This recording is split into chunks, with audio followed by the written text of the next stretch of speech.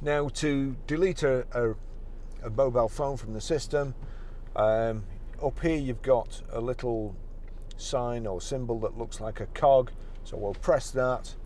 Bluetooth system, traffic, navigation, audio, display, so we want Bluetooth. View Bluetooth device list, search for Bluetooth device, change passkey, external device authorization.